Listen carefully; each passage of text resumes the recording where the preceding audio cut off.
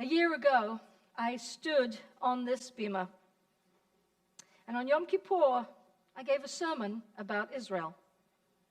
I don't give these sermons often, not because I don't believe that it's important or because I don't stand with Israel. I don't give these sermons often because, as many of you have heard me say before, I believe that study and discussion and conversation are often better vehicles than sermons for us to have thoughtful and nuanced spaces to talk about Israel together as a community.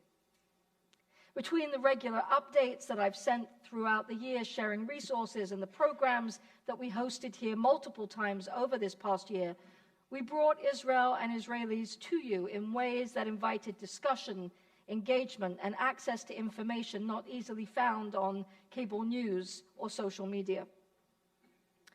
But now we approach the one-year anniversary of October 7th, and I must speak. In the spirit of the High Holy Days, perhaps I should begin this sermon with Salach li, forgive me, for the ways in which my words might disappoint you. Because I'm unlikely to say things exactly the way you'd like to hear them. It's not possible because we are a community of over 670 adults, and I doubt very much that we share one opinion on any topic, let alone one as multifaceted and as emotionally charged as our concerns and our hopes for Israel.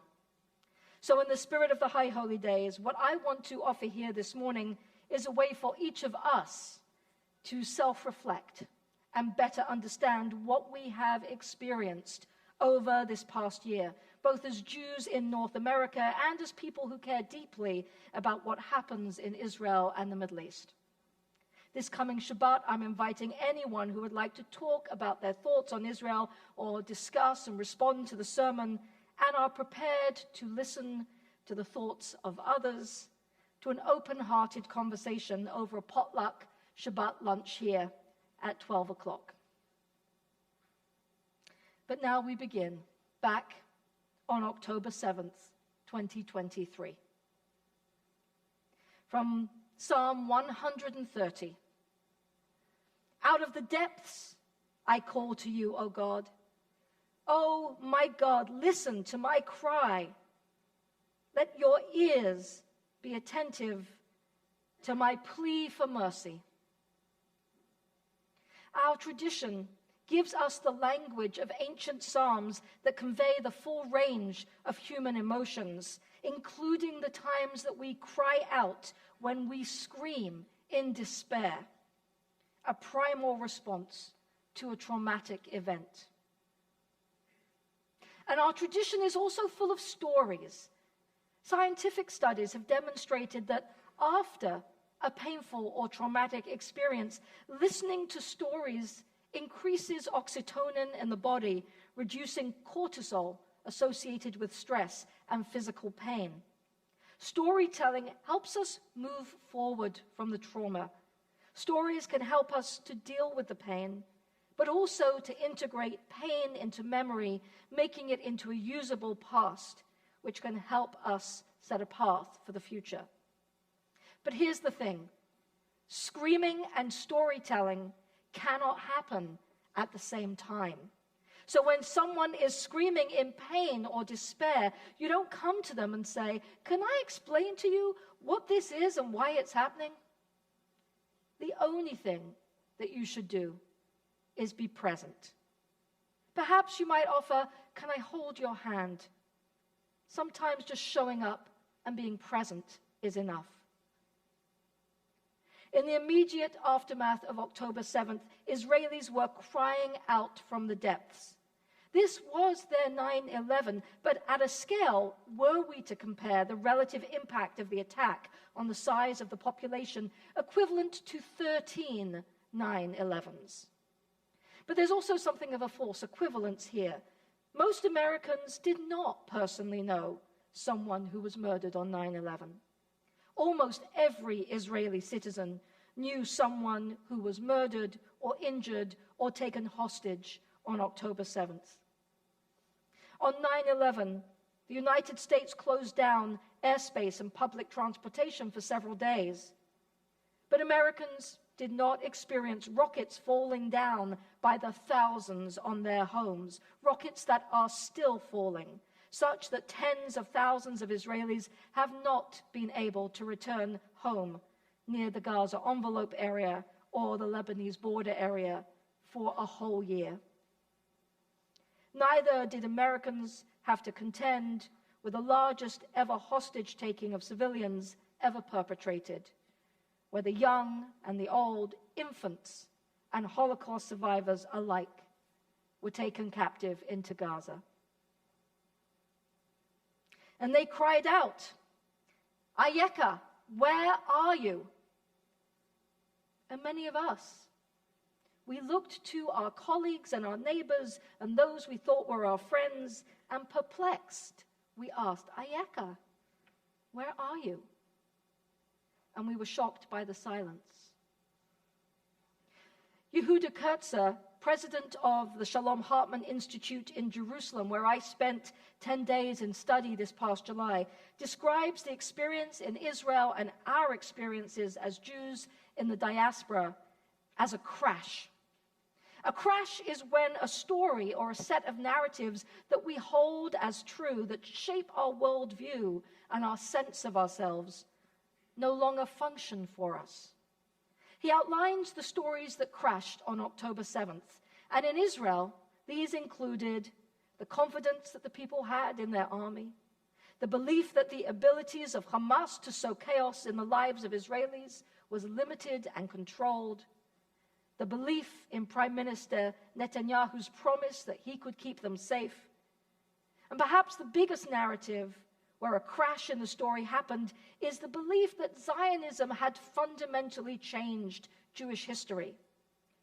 Before there was a state of Israel, Jews throughout the ages in different parts of the world were subject to sudden and violent attacks, blood libels, pogroms, Kristallnacht.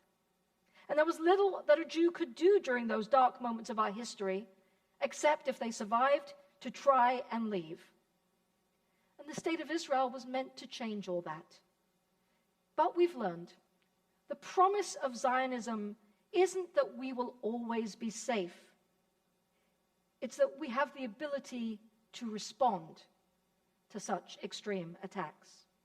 And with that ability comes the responsibility of how we use this power, as seen by the incredibly complex set of moral challenges faced during this year.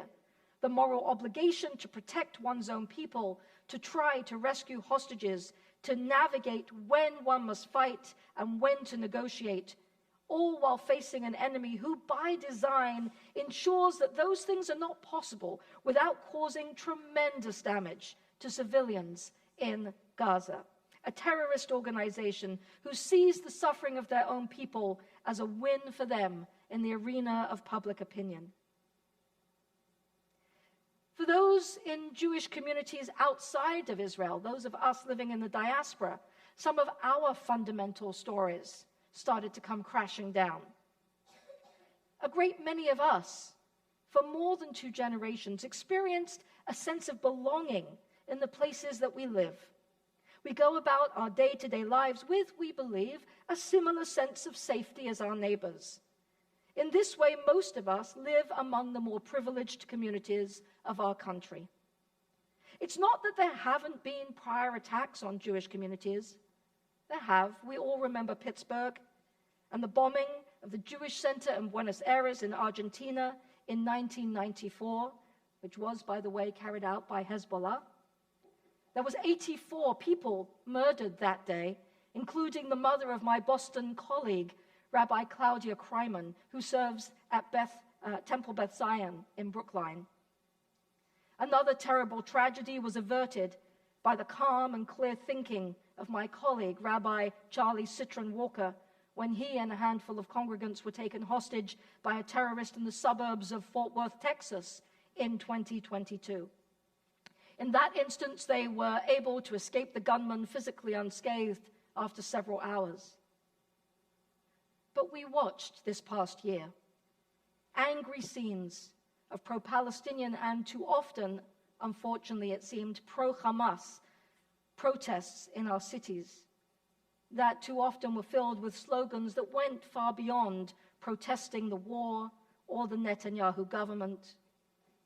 On our social media feeds, we saw examples of Jewish students being barred from walking across campus, others who were too afraid to wear their Jewish stars or other outward signs of their religious identity in public, images of graffiti and broken windows on Jewish-owned or Israeli restaurants and stores. Visiting a friend in London last March, she indicated to me to switch topics quickly when I asked in passing if I was going to see her in Jerusalem over the summer while we were traveling together on the London subway. She was cautious not to be heard saying anything that would identify her as Jewish in public anymore. All this and more rocked our sense of safety. Some of these images echo too much with the stories of our past, triggering historical, communal trauma for many of us.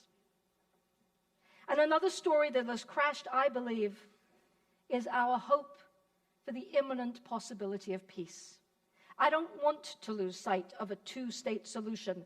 There is no other way forward that will one day give peace and security to Israel and also dignity and self-determination to Palestinians. But I worry that too many on both sides are turning their backs on that hope. I think that many of you have felt or witnessed many of these crashes in these narratives over the past year, either a profound sense of destabilization within yourself as you found yourself grappling with and questioning the old narratives, or watching, as I have, different Jewish organizations and sections of our wider community struggle and sometimes argue with each other about what comes next. Rabbi B'nai Lapp describes what happens after a crash in an Eli talk, a TED talk for Jews, a few years ago. She says, and there are three, and only three, possible responses to a crash ever. Option one, which is denying that the crash has occurred and reverting to your master story and hanging on for dear life. And people tend to build walls around that old master story to make sure that nothing interferes or threatens it ever again. Option two would be accepting that your master story has crashed, completely rejecting that master story and jumping off into a completely new story. We'll get to her option three in a moment. Most people in this world choose option one or option two. And I've seen this play out in Jewish communities since October 7th, both in Israel and here. Over here, perhaps most painfully, it has caused some rifts between some parents and their children. An older generation who grew up with the story that never again means that we must have a Jewish state to ensure that we never experience the pogroms and the genocidal threats again without being able to respond. The dream of a homeland that connected us to our most ancient roots and provided a home for Jewish language and culture to thrive. And a younger generation who, having been brought up in the relative safety of the United States over the past 20 years or so, applies the values we taught them about taking care of the vulnerable. They don't recognize the vulnerability of Israel or the Jewish people because it hasn't been their personal lived experience. They see Israel's military might, day after day being shown suffering in Gaza on their social media feeds, and never the suffering of the thousands of Israelis who have likewise been rendered homeless since October 7th. And they look to us from this perspective, and they wonder why some of us cannot name the suffering of the other. How can we not see what they see? And some of them, as a result, have opted for option two, complete rejection of the master story. Lapp explains that these two responses are, in fact, two sides of the same coin. It's all or nothing. And these responses rest on the idea that our central narrative can't change. It either is or it isn't. 2,000 years ago, our people experienced one of the greatest crashes in our history when the Second Temple was destroyed in 70 CE. In 69 CE, she says, we could find our option 1 and option 2 people as well. The ones most invested in holding on to the existing story were the priests. Their livelihoods depended on that temple. And so they were willing to do anything, even if it meant fighting to their last dying breath to try and preserve it. But Lapp says that historical evidence seems to suggest that as much as 90% of Jews from that time chose option 2. They left the Jewish community and they just melded into the Roman Empire. 90%? But remember, Lapp said there are 3 options, and there was one small band of rather alternative, out-of-the-box thinkers who went for option 3.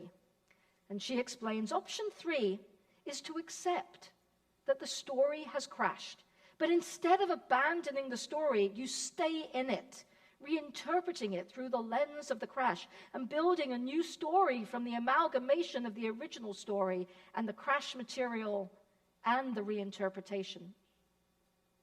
This option is what some psychologists might label post-traumatic growth. As we face the new realities, who will we become? What the early rabbis created through their study of Torah, their experience of living under the Romans, and the system of interpretation that they developed forms the foundation for the Jewish communities that exist around the world today. It's a Judaism that would have been unrecognizable to the priests of the temple. And in fact, that early rabbinic group was not the only option 3 at that time. There were a great many, because in that particular moment, no one knew which was going to work and which would take hold and carry the community forward. So having different groups exploring different possibilities wasn't a threat. It was a necessity. Those early rabbinic leaders emphasized that leadership would emerge from those who possessed 2 things: deep learning and moral intuition. And one without the other is not sufficient. It can distort the evolving narrative.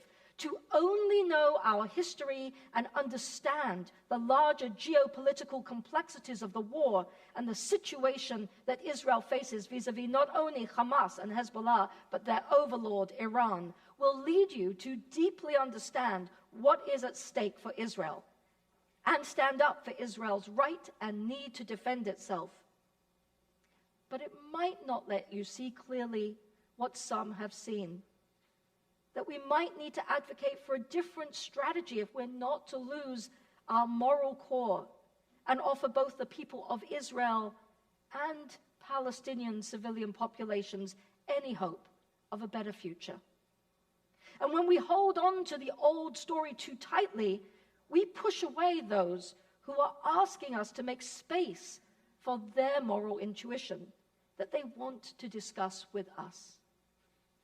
And in so doing, we unwittingly are sending them to other groups and spaces out there that will welcome them with open arms, some of whom leave no room at all for the well-being and safety of Israelis or the Jewish people.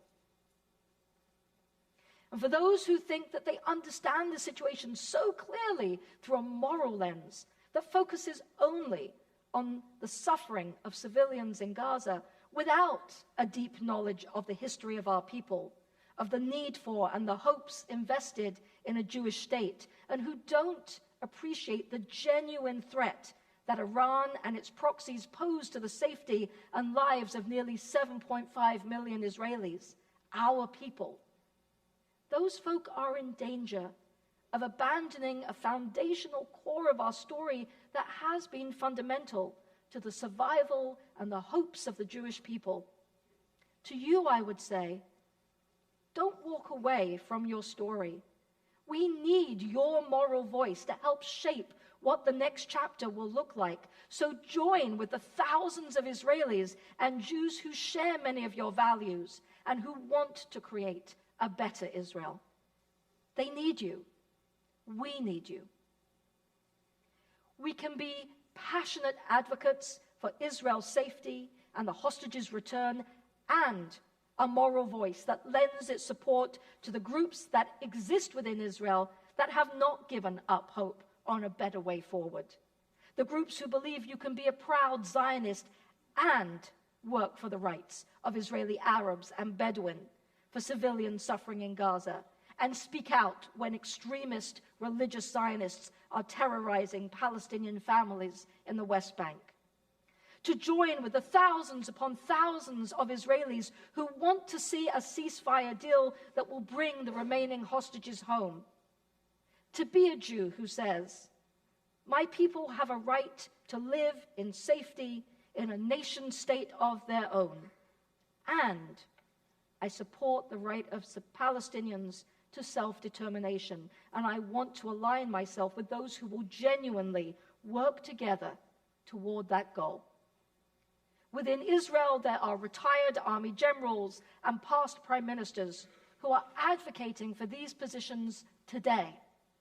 On August 31st, the Jerusalem Post reported that former Israeli Prime Minister Ehud Olmert signed an agreement with Nasser al-Qudwa, nephew of former Palestinian Authority President Yasser Arafat, where they agreed to work together to promote the achievement of peace in the Middle East.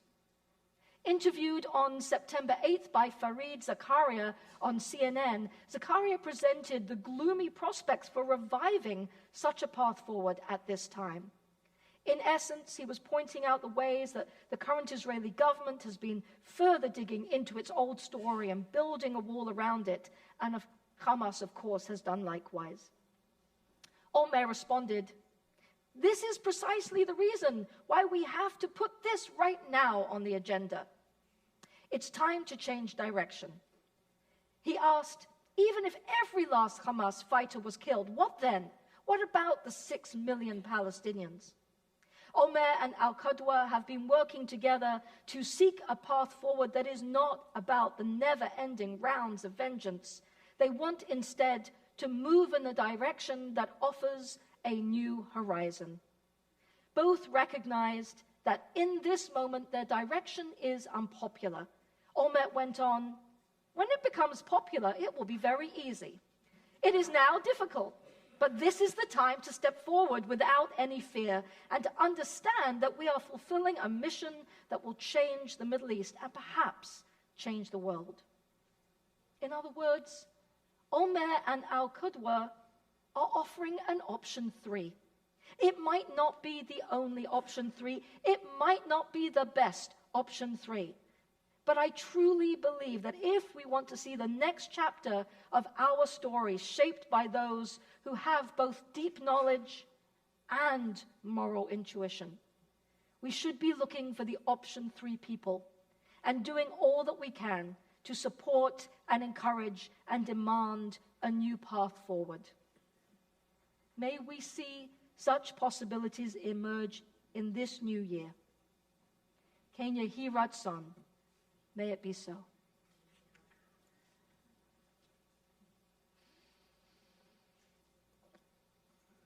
I think we need a prayer. You'll find on page 274 and 5 two versions of a prayer for Israel.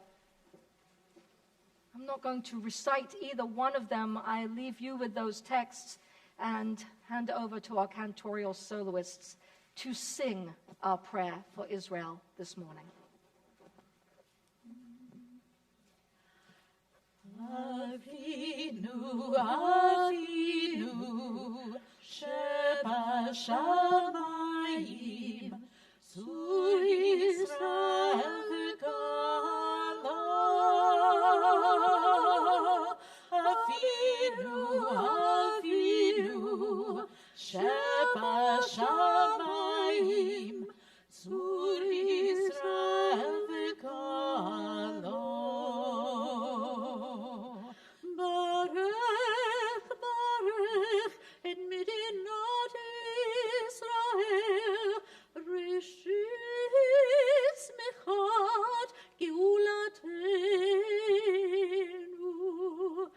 הגן עלה בעברת חסדך ופרוס עליה סוכת שלום לך. אבינו אבינו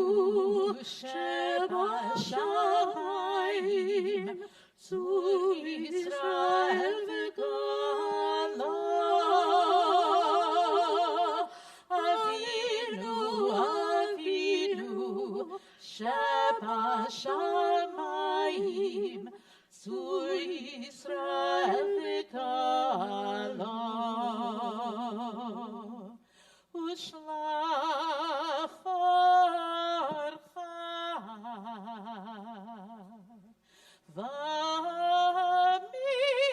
ומיתך לראשיה שריה ויועציה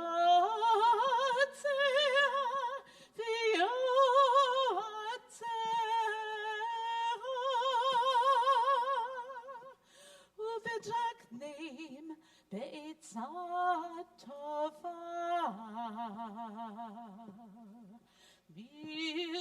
מלפניך ותקנים בעצה טובה